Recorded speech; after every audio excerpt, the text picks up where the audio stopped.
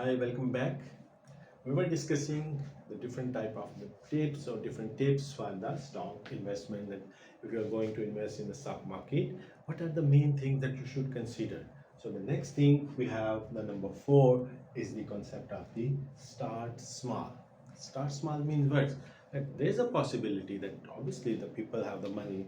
Let's say if you have a $10 million, so don't go for that put all your investment in the stock market. It's not like that. So first what you have to do is basically, before learning, don't go for the all investment. Okay, you may just start, let's say for example, for $1,000. Instead of this, you may have money with you, you may have an investment with you, but you should not invest all your money once in the stock market. What you have to do, you have to go for the learning. Let's say you can start with the $1,000, and then gradually, when you are learning, when you are getting the information, when you are getting the knowledge, when you are getting the experience, after that you can witness the investment. You can increase the investment, you can decrease the investment anytime, but in the start you should start with a small amount.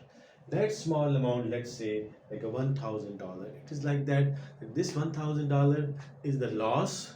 You have a 10 million with you, but this $1,000, if it is a, like simply like a $0, if it is becoming a $0, still you will not be that much worried. It is not much worth for you, because out of 1 million, if you are losing 1,000, it is not okay. But for example, if you are investing all the 1 million at once and you are losing it, and you are coming to $1 or $2 or even $0, then obviously it will be a big loss for you. So that's why you should start with a small amount.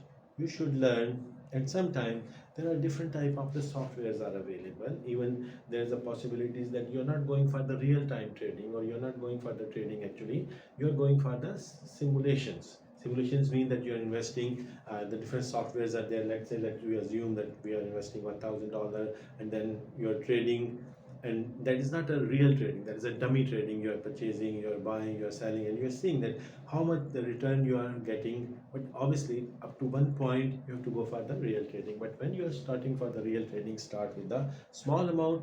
Don't put all your money at once, and obviously if there's a profit, there's a loss, there's a lot of chances of the losses are also there, and the losses maybe is that much big that you are not unable to bear that one. So instead of that, just start with a small amount, keep on learning, maybe for the 1 year, it may be for more than 1 year, and then when you're sure that now you have a overall idea of the stock market, how it is moving, how it is increasing, what are the trends, what are the concepts, what are the basic things that you have understood, then go for the investment and gradually increase your investment. And again, after that, don't invest again like after 1 year you are okay, you are fine, you are confident, but still don't go for that. Gradually increase your investment, and then from that investment, keep a small amount in the form of the profits, keep on the side, that in the later time when you have some issues, or there's some stock market problems are there, so you have that money to survive.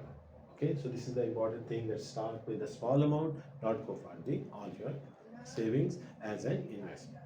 Thank you very much.